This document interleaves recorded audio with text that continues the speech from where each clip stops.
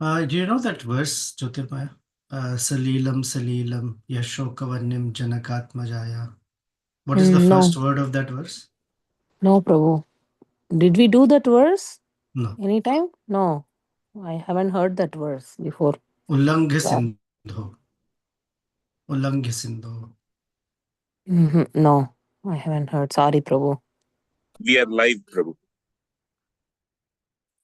Om Adhyanathimiranthasya Jnananjanashalakaya Chakshurunmilitam Yena Tasmai Shri Gurave Namaha Shri Chaitanya Manobhishtam Sthapitam Yena Bhutale Swayam Rupa Kada Mahyam Dadati Swapadantikam Vanchakalpatarubhyascha कृपा सिन्धुभ्य एव च पतितानां पावनेभ्यो वैष्णवेभ्यो नमो नमः जय श्री कृष्ण चैतन्य प्रभु नित्यानंद श्री अद्वैत गदाधर श्रीवासादि गौर भक्त वृंदा हरे कृष्ण कृष्ण कृष्ण हरे हरे हरे हरे राम राम राम हरे हरे मनोजवं मारुततुल्यवेगं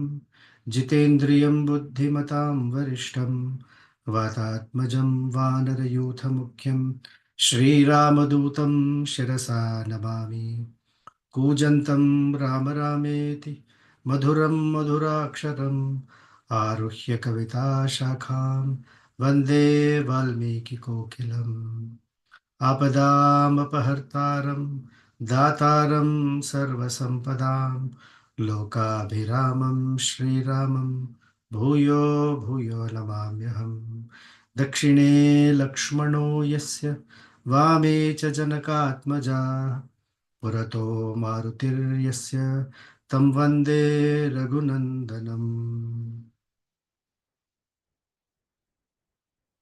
उल्लङ्घ्य सिन्धो सलिलं सलीलं यशोकवह्निं जनकात्मजाया आदाय तेनेव ददाह लङ्कां नमामि प्राञ्जलिराञ्जनेयम् अञ्जनानन्दनं वीरं जानकी शोकनाशनं कपीशमक्षहन्तारं वन्दे लङ्काभयङ्करम् गोष्पदीकृतवाराशि मशकीकृतराक्षसं रामायणमहामाला रत्नं वन्दे अनिलात्मजम् यत्र यत्र रघुनाथकीर्तनं तत्र तत्र कृतमस्तकाञ्जलिं बाष्पवारि परिपूर्णलोचनं मारुतिं नमत राक्षसान्तकम्. We recited an extra few verses for Sri Hanumanji because some people say that today is the appearance of Sri Hanuman. Perhaps it was yesterday. Some people say it's a few days after Sri Ramanavami. But I don't know the exact date. Different calendars have different dates. However, for us, we try to remember Hanumanji every day. So for us, every day is a lovely festival of the memory of Sri Hanuman. What an amazing, amazing associate and servant of Lord Ramachandra. He expressed dasya or seva at such a level that for eternity he has become the symbol of service. And since we're trying to become servants of the Lord, for me particularly, he's a ultimate hero. Hopefully, some of us, many of us, wonderful if all of us got the chance to absorb ourselves thoroughly in the grand festival of Sri Ramanavami. And last Saturday, we presented from Vibhishana Sharanagati. And in Vibhishana Sharanagati, Vibhishana tried many, many ways, many, many times to somehow make sense, put some little bit of sense into Ravana. But it had no fruit. It didn't bear any any consequence for Ravana. Finally, as Vibhishana is leaving the company of Ravana and arriving at the lotus feet of Sri Ramachandra and Lakshmana Deva, Vibhishana has one final thing to say to Ravana. That verse has been ringing in my mind, and today's session is very much in the same line. Vibhishana said to Ravana, Sulabha Purusha Rajan Satatam Priyavadinaha Apriyasya cha Patyasya Vakta Shrota cha Durlabhaha. O King, O my dear King. He did not address him as my dear brother because he's in the assembly of all the ministers. It's a very formal meeting. In that he said, Rajan, O King, Sulabha Purusha. It's very easy to find people in this world. Satatam Priyavadinaha, who are always speaking nice things to you.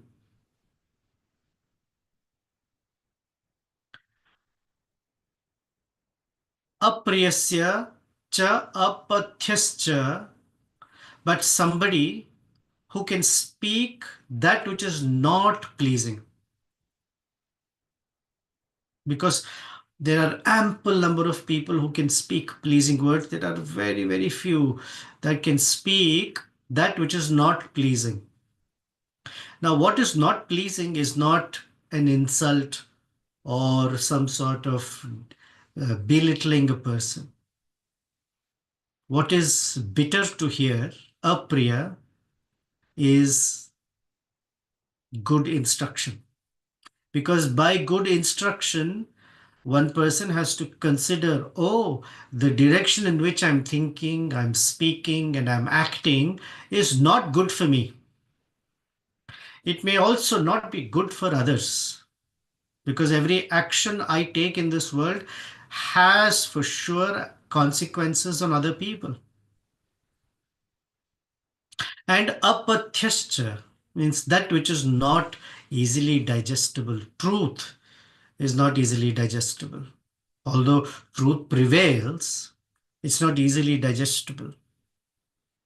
And to someone who can speak truth, and to us, which means they genuinely care for our welfare, he says, Vakta Shrota cha Durlabha. It is very rare to find who will speak like that to us. And it is very rare to find someone who's willing to receive such messages of truth and welfare. So I have tried, others have tried. Oh, dear King, nothing has touched you.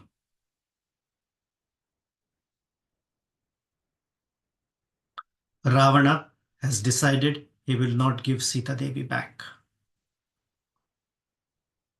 And in this, the scene that opens for us today, Valmiki tells us, Tena Shankha Vimishrena Bheri Shabdena Nadina Upayati Mahabahu Ramaha Puranjayaha. Sri Ramachandra, Mahabahu, of two mighty arms, Puranjayaha, was like Indra, the conqueror of all place and time. Tena, by him, Shankha Vimishrena. There was this loud blowing of conch everywhere, mixed with Bheri Nadena, Bheri Shabdena, this banging of kettle drums. Upayati, he moved forward towards his goal. The goal was to enter Lanka and face off with Ravana, but more importantly, recover Sita Devi.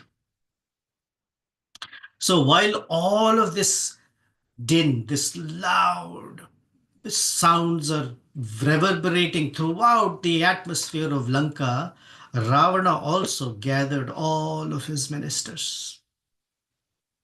And as he was glancing at all of them, he, very cruel in nature, He told them, well, we have all heard that Rama has crossed the ocean and has arrived in Lanka. People speak of his strength and power, and I've heard about it too. All of you have heard also, because Shuka, Sarana, and Shardula have spoken, but all of you are standing quiet as if you are convinced of Rama's powers.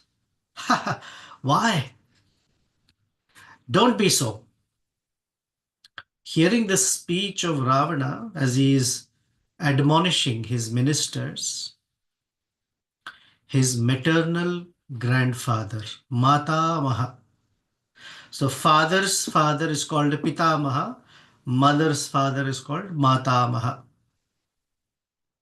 Mata Maha, by the name Malyavan, he stepped forward to tender some good advice to Ravana. So we're going to go through some parts of the advice, but these are very important principles. We may say, oh, it's coming from the mouth of a Rakshasa. It has no value. No, Chanakya Pandit tells us that good advice, even if it comes from a fool, must be accepted. Just as gold must be received even if it comes from the dirt, and a qualified, intelligent woman, even if she comes from an obscure family, must be accepted as a wife. So these are words of great meaning. Malyavan is very old and extremely wise. You will hear some of the adjectives Valmiki Rishi uses for Malyavan. One of the indicators is when younger Malyavan and others did all sorts of things that a Rakshasa does. But Malyavan had the intelligence that for his daughter Kaikasi, instead of she marrying some powerful Rakshasa, he took Kaikasi to sage Vishrava with the idea that if she is in his company, she can bear some amazing children. Unfortunately, the time at which Kaikasi went to Vishrava and requested for children, that time was not suitable. And therefore, Kumbhakarna, Ravana, and Shurpanaka were born. But at begging at the sage's feet, oh, please, please, what I really wanted was good progeny. The sage took pity on her and blessed her that the last child that will be born, Vibhishana, will be very, very dharmic. So Malyavan had that intelligence to prompt his daughter to go to sage Vishrava. So first he said is, you should take a good stock of the match of strengths. In certain times, you may fight, but in certain occasions, it makes more sense to deal with peace than with war. Because in such a way, the one who's stepping forward and making peace will actually enjoy great power. There is more benefit to come out of it. That way he can strengthen his own side. And he said, well, when there are two powerful rulers, what one should do is one should know if that person on the other side is much weaker, then there's no point in fighting.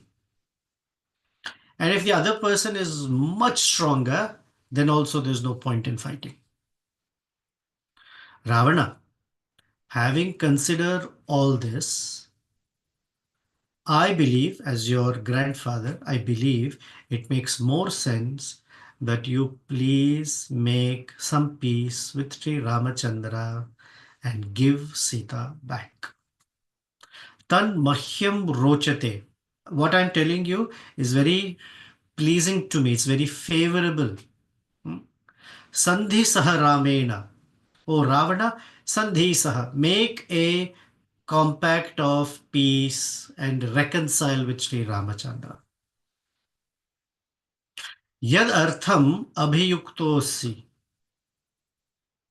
For if you want to see things move on for you in life, Sita tasmai pradiyatam. Please give Sita back to that Sri Ramachandra.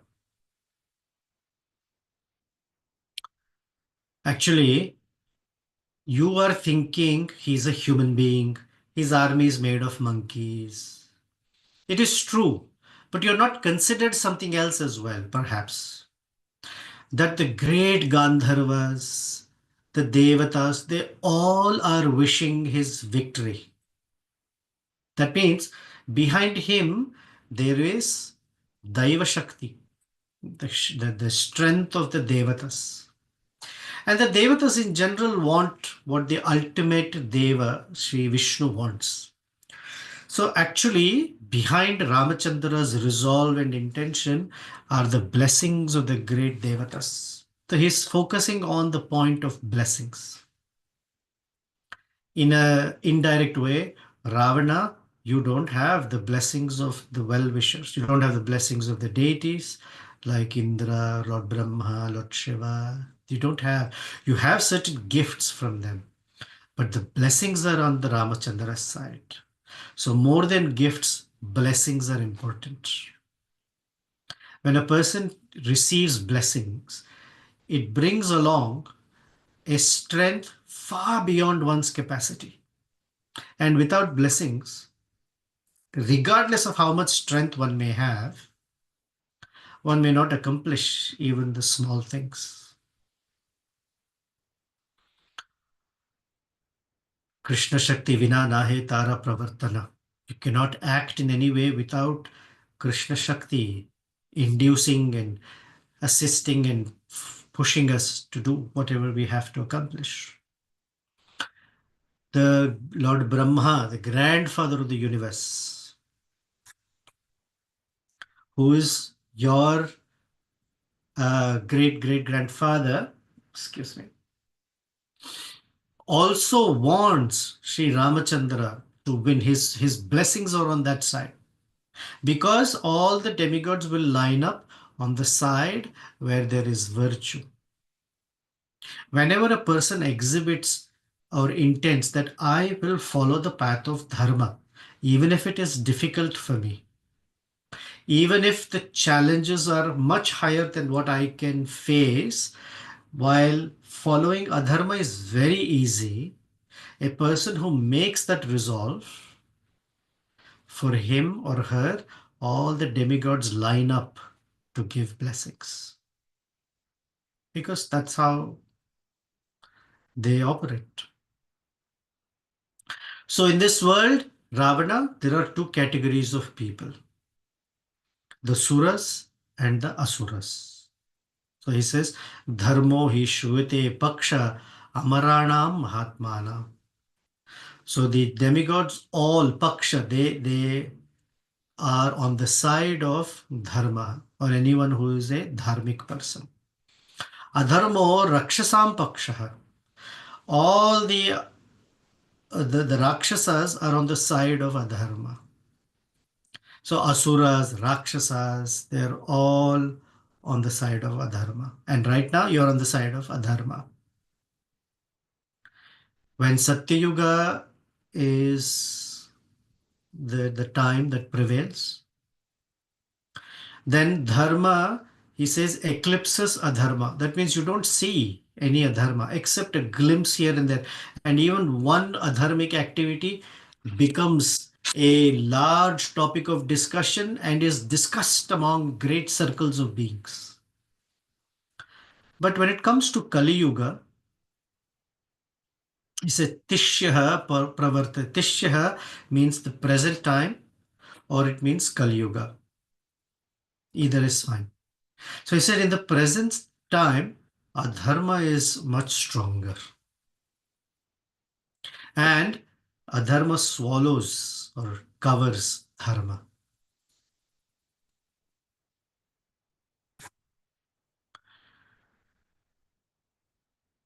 You, Ravana, you went ahead and cut down everything that was virtuous, everything that was dharmic, everything that was proper and would have helped people become uplifted.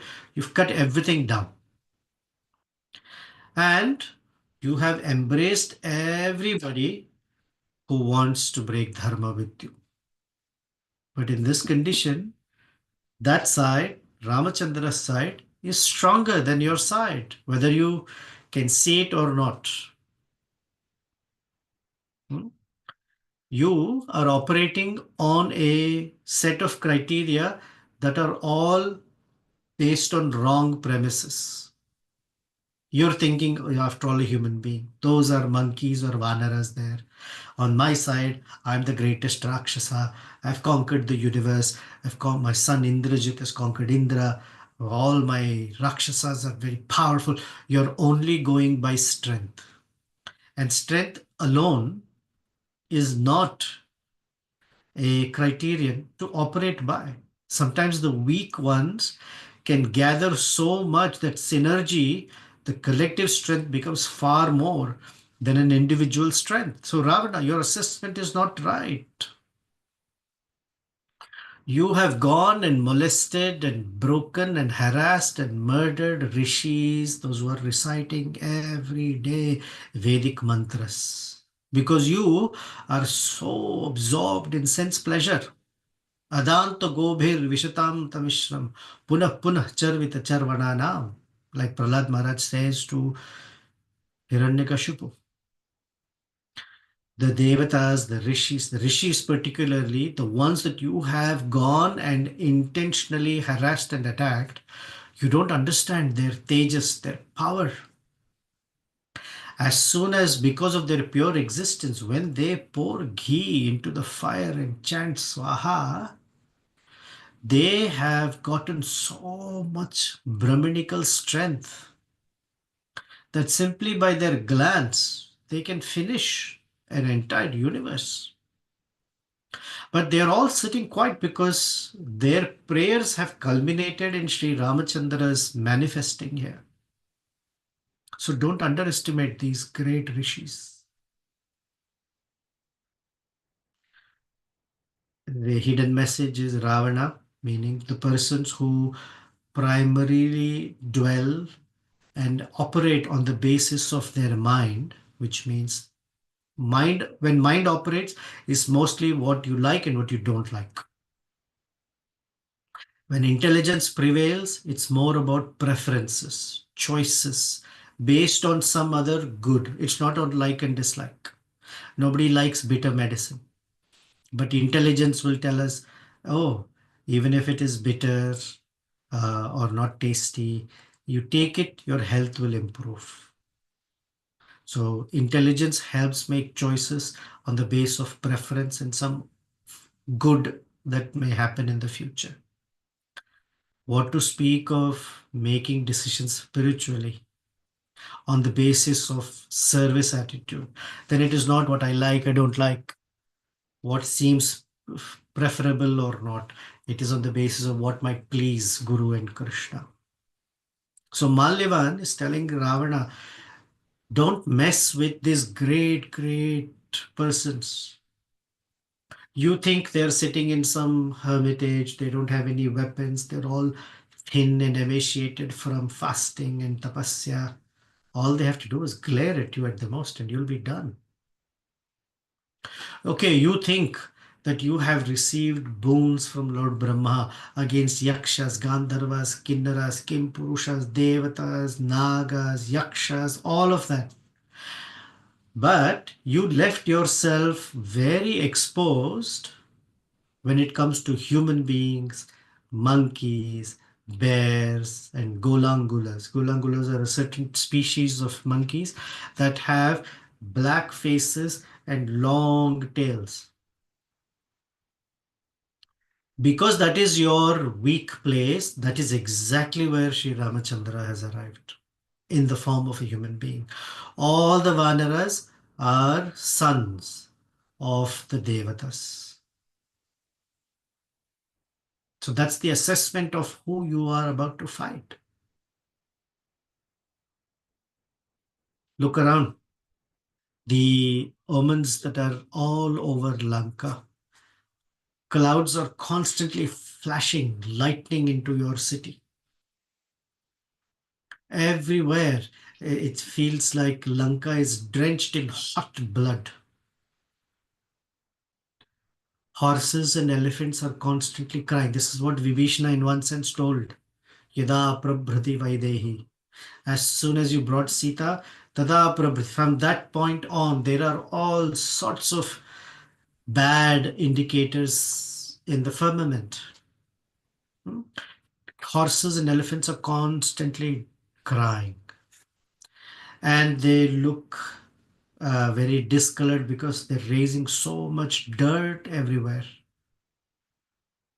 Carnivorous animals, jackals, vultures are constantly emitting fearful shrieks all over the sky.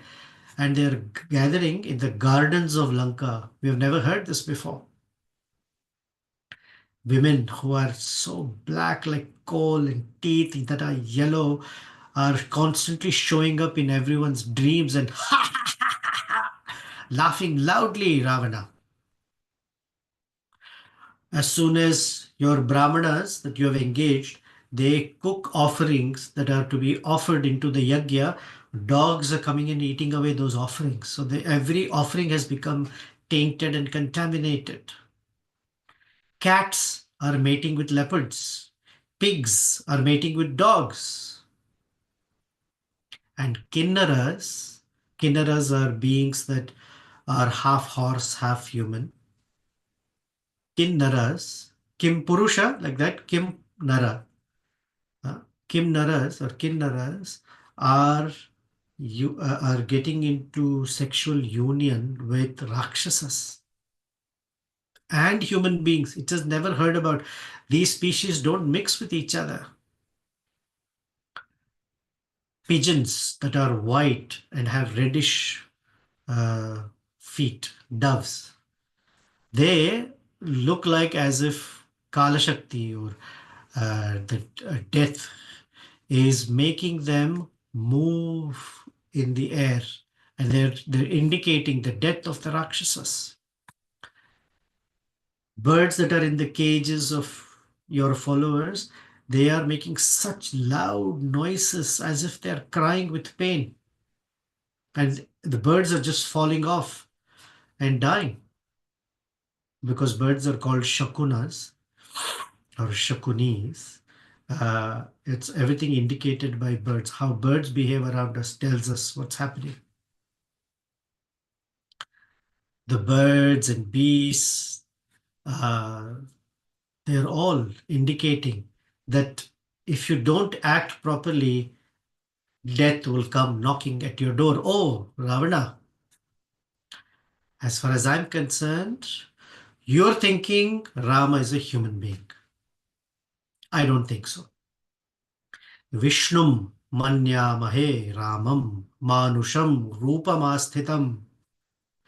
That Rama you think is a human being. Yes, he has come in a human form. But manyamahe, I believe Vishnum. He is Lord Vishnu. Nahi manusha matro aso raghavo drudavikramaha. Don't think that he is just a human being that is very determined. No, no, no. He is Vishnu. So the right thing for you to do, Ravana, now that you've come to know, is stop doing things that will bring the destruction of Lanka. In fact, give Sita back. Saying this, Malyavan fell silent. Ravana, in the middle of strategizing for war, when he heard this advice, he became extremely angry upon his own grandfather. So anger is such a thing that it makes us forget who is the person who's giving advice. When a dear brother gave advice, Ravana became angry. When grandfather, who's respectable, is giving advice, Ravana should have at least heard properly. He became angry. Such is the nature of anger. Smriti vibhramaha, buddhi nashaha, and pranashyati immediately. So Valmiki tells us tattu malyavato vakyam hitamuktam dashananaha namarsheti dushtatma kalasya vashamagataha. Even Valmiki tells us dushtatma. The fellow is such an evil fellow because kalasya vashamagataha. He has entered into the grip of time, which means he's about to die. And when a person is in that state, they can't hear good advice. Or because they cannot hear good advice, they enter into such a state. He knotted his eyebrows with anger in his face. Vaktre krodhasya vashamagataha sa badhva bhrukutim. His eyebrows became together like that. And in very harsh voice and words spoke to Malyavan. He says, the horrible words that you've spoken, the harsh, unbearable words that you've spoken, it means you are taking the side of the enemy. Somehow, luckily, I have not paid too much attention to what you said. Otherwise, the consequence would have been very, very strong. How are you thinking that Rama is very strong? Look at him. He's been kicked out of his house by his father. He's roaming around the forest like a helpless fellow. And who has he taken help from? Monkeys. This is, I don't understand, Malyavan. Your logic makes no sense. If he was really a powerful king and Kshatriya, he would have overpowered his father and been the king of Ayodhya. You're speaking these words because you have some spite towards me. Or you have a certain soft corner for that enemy. Or maybe Rama's army somehow bribed you or incited you to speak like that to me. So something is there. One who is learned, one who has understood how to use one's tongue, never utters such harsh words, especially to a person who is in power. Because just by their movement of eyebrows, one can be killed. Imagine going to the king and saying something stupid to a king. All the king has to say is, and that's it. That's the power they have. So when you go to a very powerful person and don't know what to say there, then you're bringing about your own death. That Sita that I brought from the forest is exactly like Lakshmi Devi, just not holding a lotus in her hand. How can I give her back? Aniya cha tadvanat Sitam Padmahinam iva Shriyam. Shriyam Padmahina ivam. Lakshmi Devi, who is not with a lotus flower in her hand. Kimartham Pratidasyami Raghavasya Bayadaham. Out of fear for Rama, you're asking me to give Sita back, who herself is Lakshmi?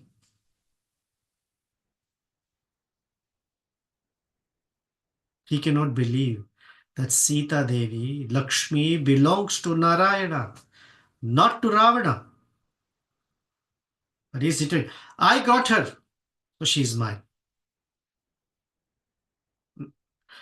I have got her. People have a grasp on their wealth. I have earned this. This is coming from my effort. This is my wealth. How can I give it away? Rama will be killed by me in a few days. So will Sugriva. and Lakshmana in the middle of these billions of monkeys. Malyavan. Why should Ravana have fear from anybody? Ravana! Ravana from whom the demigods are scared of. Ha! You know, Malyavan, dear grandfather, I might as well break myself in half than to bend or bow down before Ramachandra. It's not easy for me to give up my nature. A very, very nice word spoken by Ravana. It's truth, just that he's foolish. He says, Dvidha bhajyayam apyayam apyevam na nameyam tu kasyachit. Na nameyam. I will never bow down in front of Sri Ramachandra. I might as well break in half. That's okay for me. Esha me sahajo doshaha swabhavo duritakramaha. Dur atikramaha. What to do? Swabhava, my nature is such. Duratikrama, I cannot change my nature. It's very difficult. Esha me sahajo dosha. This is my inherent flaw. This is the logic given by people who don't want to change, don't want to uh, transform themselves because there is an unwillingness. And they say, that is my nature. Yes, what our nature is a conditioned nature. Our real nature is not that.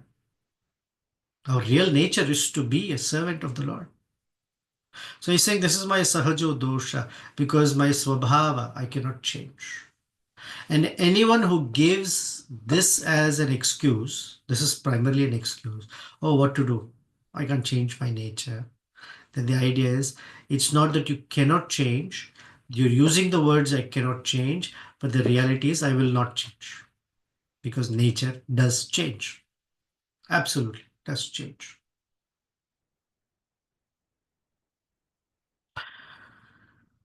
Okay.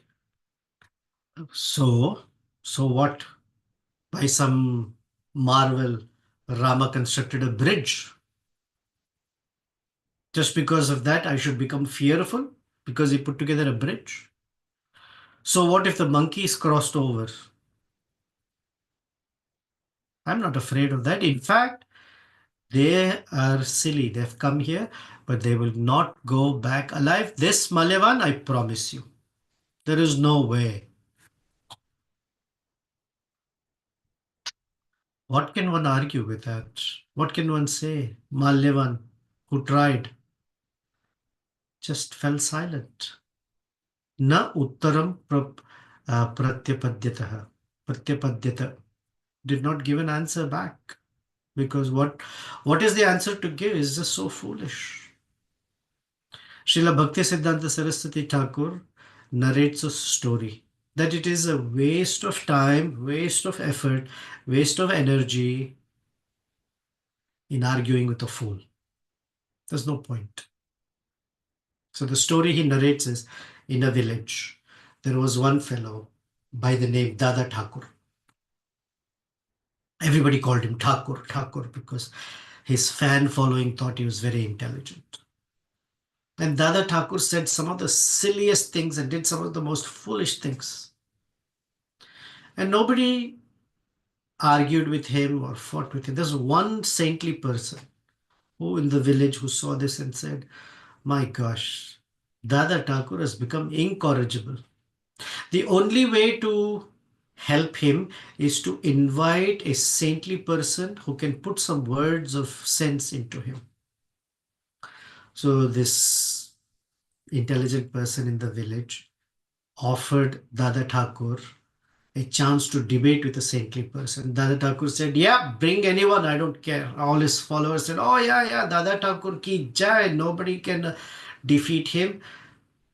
And so on the day of the debate, Dada Thakur came on a palanquin, sitting like this, his chelas massaging his arms, some of his chelas fanning him, the hypocrites and not hypocrites, the sycophants fanning him, singing his glories. He sat there, and the saintly person came and sat right in front of him.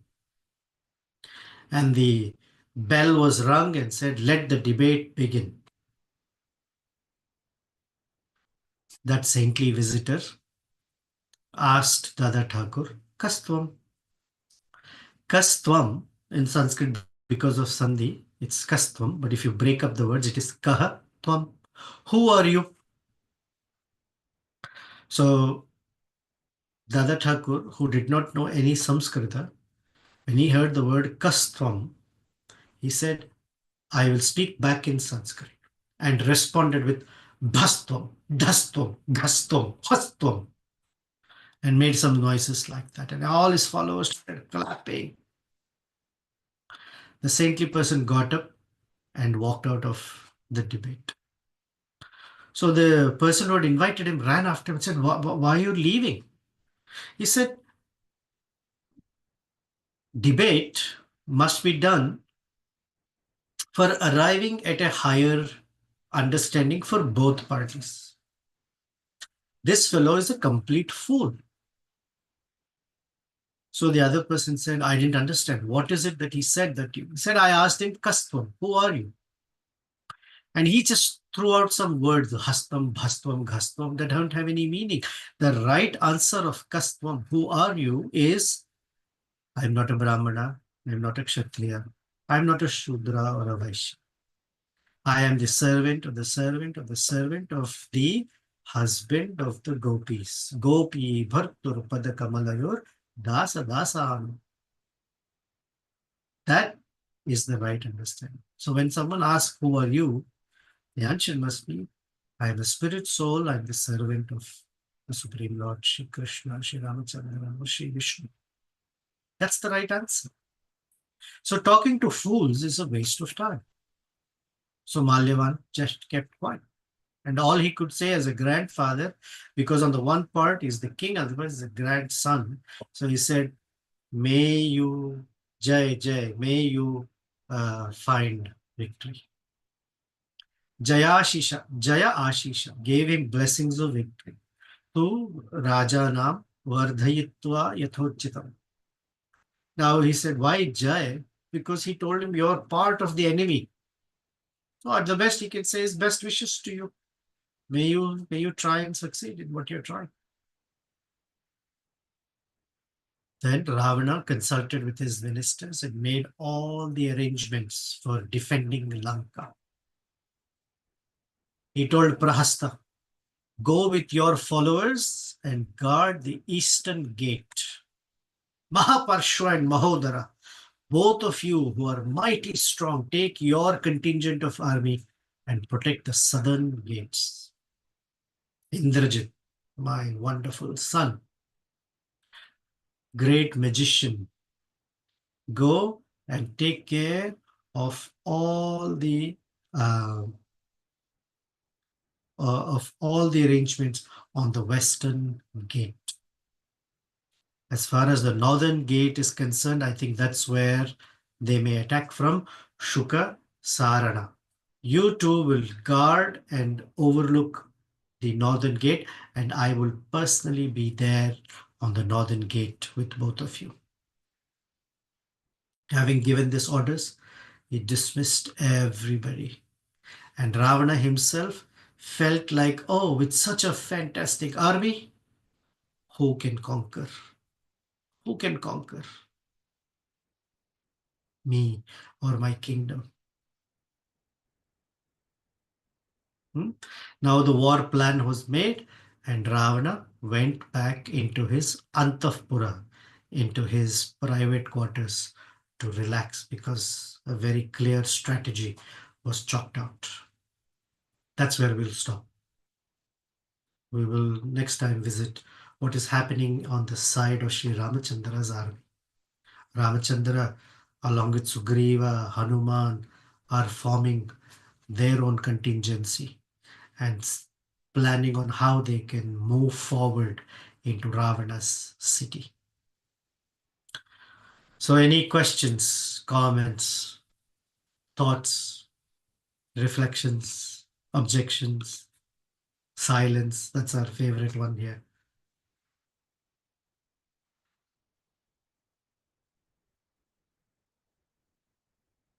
Anything? Hare Krishna, Prabhu. Please accept my humble obeisance. Hare Krishna. Prabhu. Prabhu, two things. One, when you said that blessings is greater than gifts, it really touched me. I liked it. So potent and powerful when it came from your mouth. It's worth recording it. Thank you for that. And secondly, when towards the end, when you were telling what Ravana said, that this is his nature, and he said, I can't change. And you said that reality is what Ravana is saying is he doesn't want to change.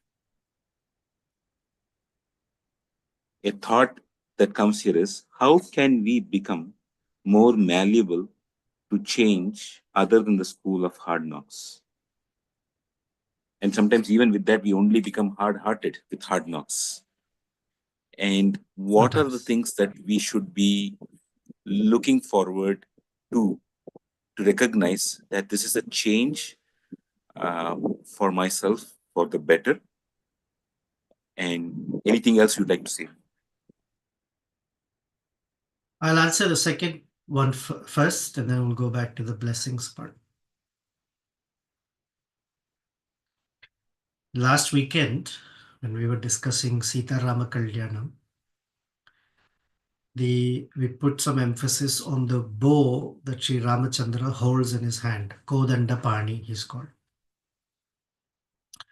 The reason he holds the bow, one of the reasons, is that the bow, according to Mundaka and Mandukya Upanishads, represents the Omkara, one's mantra.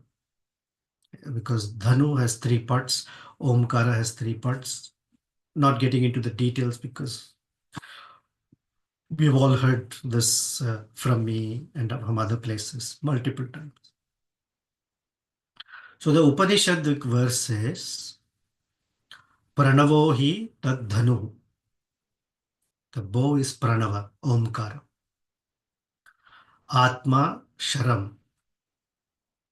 The Atma, the living being, has to be mounted on this bow called Om. Brahma tad laksham uchyate. The goal, the target is the Supreme Brahman, Lord Vishnu. In a general way, Sri Ramachandra or Sri Krishna in a specific way, or Nrsingadev, any forms of the Lord. That Parabrahman is the ultimate object or target. Apramathena vedhavyam. Apramathena, one should not become bewildered, distracted, disturbed. Vedhavyam, one should consider carefully, ponder, and hear about this message again and again. And we said that's the pulling of the string of the arrow all the way to the ear, because this is where we hear this message. So one may have one's nature, conditioned nature, and every day, perhaps multiple times a day, one should is the instruction given to consider what's the ultimate goal. Can my nature, the way it is right now, help me achieve that goal? In all likelihood, the answer may be no. So the question then is, so what are things and behaviors and conceptions, more than behaviors, because behaviors only follow conceptions.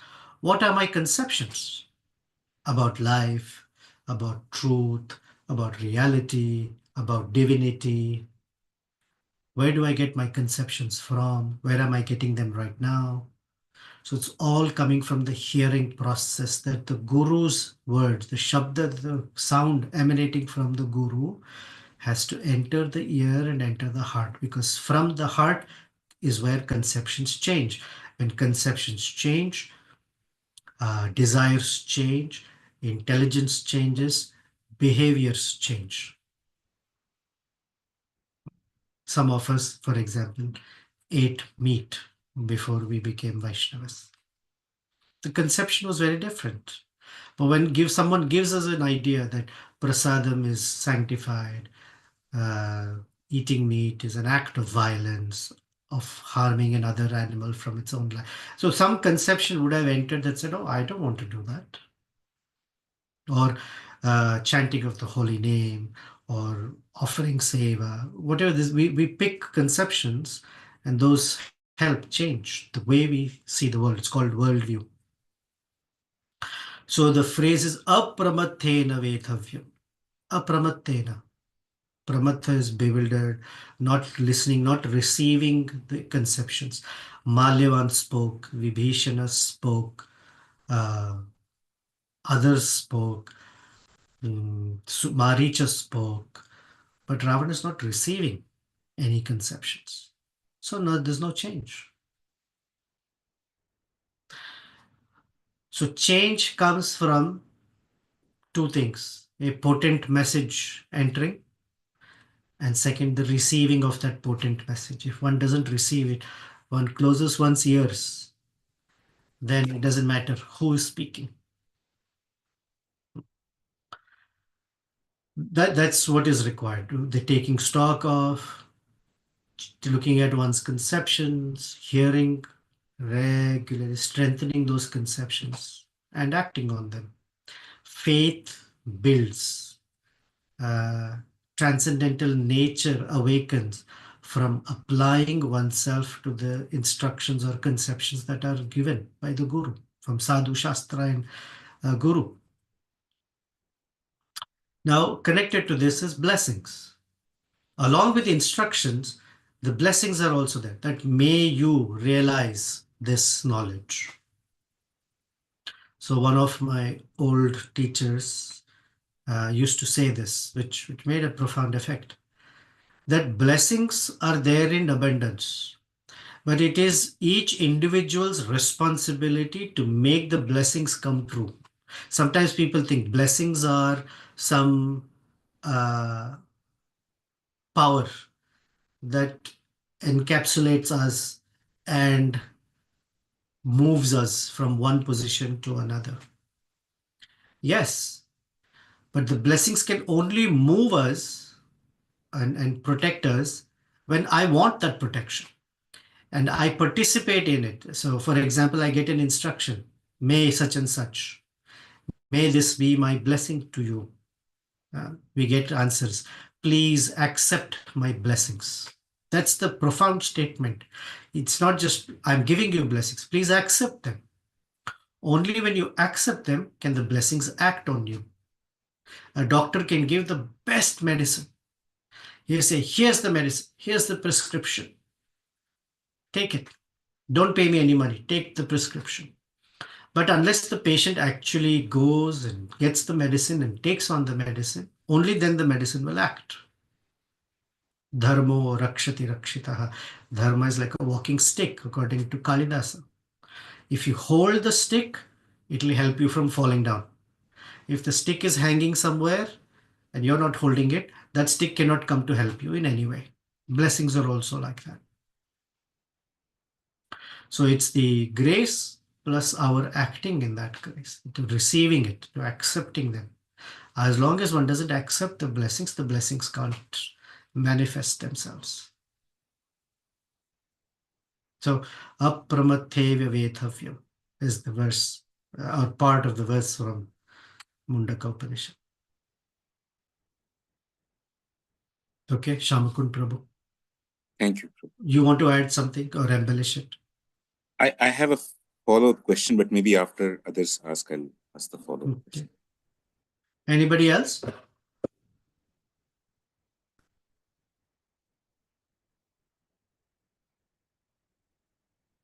Okay, Shamakun Prabhu, yours.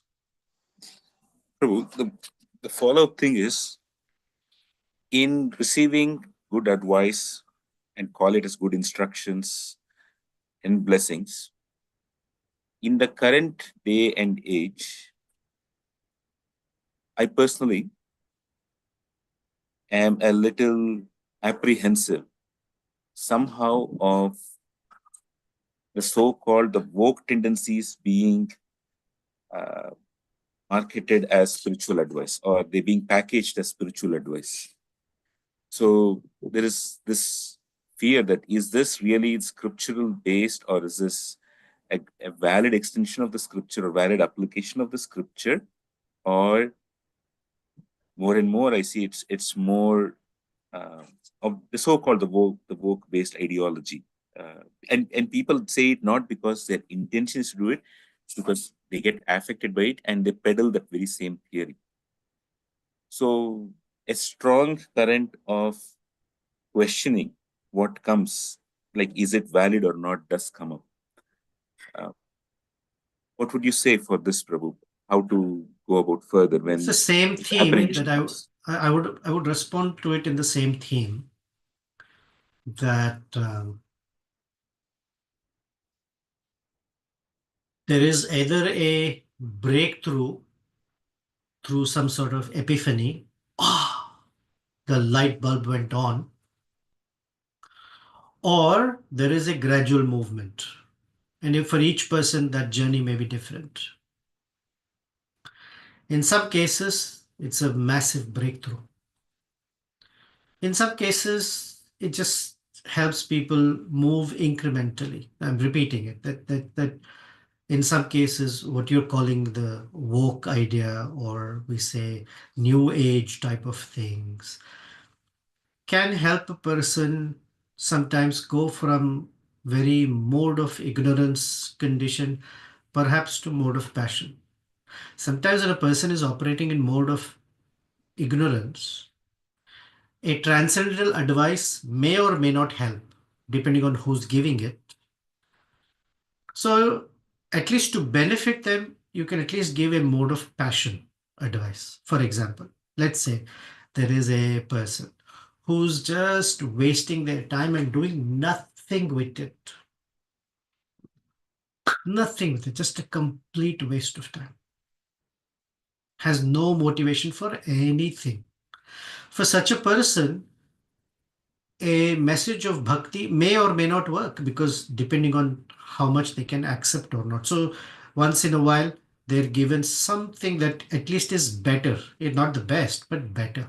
That at least have a goal, make some money, go out there, put some effort into it, achieve something. It'll make you feel good. It's a little rajasic because it's better than tamasic. At least madhye tishtanti rajasa instead of Jaganna Gunavrittascha adhogachanti tamasa. So sometimes it's a little better. Each person needs to be selective on what they are taking to see how it helps them. For example, someone gives, let's say, good advice for health. I mean, WhatsApp is full of advice for health, and this is pure, that is not like this. So let's say something. And one may be working on their physical aspect. Let's say they want to eat more healthy. They want to, I don't know, take some medication, lose some weight, or tone their body. That may be done, but that may not come as a spiritual advice, but they have to take it in what spirit. What is the end goal? What's the ultimate purpose? And that's the Mundaka Upanishad verse. Brahmata lakshamuchyate apramatheva vetati. So I can take this and incorporate it so that it helps in my other purpose, the actual purpose of life. In the sense of having a hero that we can look up to, I look up to, in that case, our spiritual master. His knee had a meniscus tear that became so bad that the knee had swollen. He could barely walk. He could barely get up the stairs without holding a railing. He had to pull himself. And his physiotherapist told him he needs to exercise that knee in a certain way. So I had a stationary bicycle. And given his lifestyle of being so busy and taking care of devotees and his own study and travel, uh, it was getting hard for him. So the doctor told, what would you like to do when your knee gets better? And that gave him the inspiration that my goal is to walk around Govardhan here. That's my goal. I want to offer the service to Govardhan. And every day when he had to exercise, that's what would inspire him. That my knee is what I'm working on because I want to walk around Govardhan. There's not so much my knee needs to be better. So the what they took may be very much at a physical level, but without a ultimate goal to put it all under, one may not get too far. So each person has to be careful what they are picking and how it serves the ultimate purpose. But the bottom line goes back to, do I know what my ultimate purpose is? I may not know specifically, but at least general way, do I know the direction I need to go in? I want to go to, let's say, New York. If I don't know what New York looks like, if I've never heard about it, oh, the Statue of Liberty, there is this tower, that building, those are all the indicators. So that when I enter a city, I know that this is New York and not some city, Jersey City, some other place, although it's east from where I am. So I need to know something and then make sure that I'm heading in that direction. And I take on anukulyasya sankalpa. I take on everything that is favorable. And pratikulasya varjana. I try and shed away that which is not favorable. So it depends on each person, what they are picking, and how much they are picking up. Thank you. Is there a proliferation of all sorts of ideas? Absolutely. Once life has been directed by this, everything, each person now is a range of things to pick from. So one wants to know what they are taking.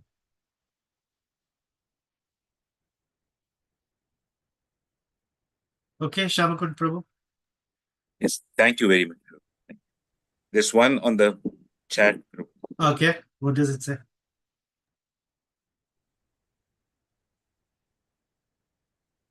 Gave his advice to Ravana since he's a grandfather and he can't see his beloved grandson get ruined.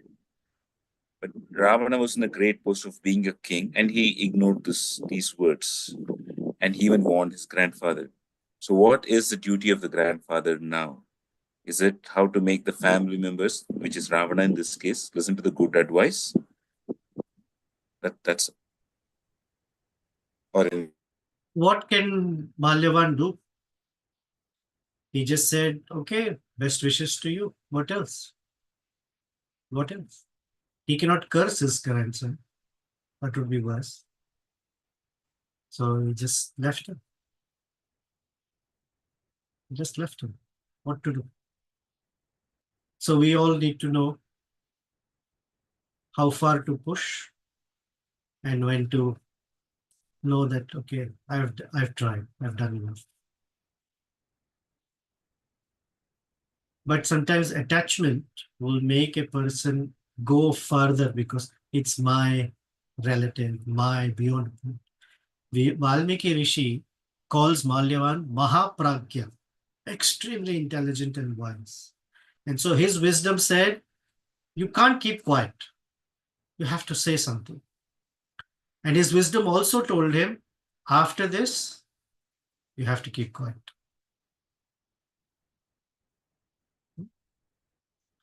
So we'll end with the serenity prayer by Niebuhr. Oh God, grant me the serenity to accept the things I cannot change, the courage to change the things I can, and the wisdom to distinguish between the two.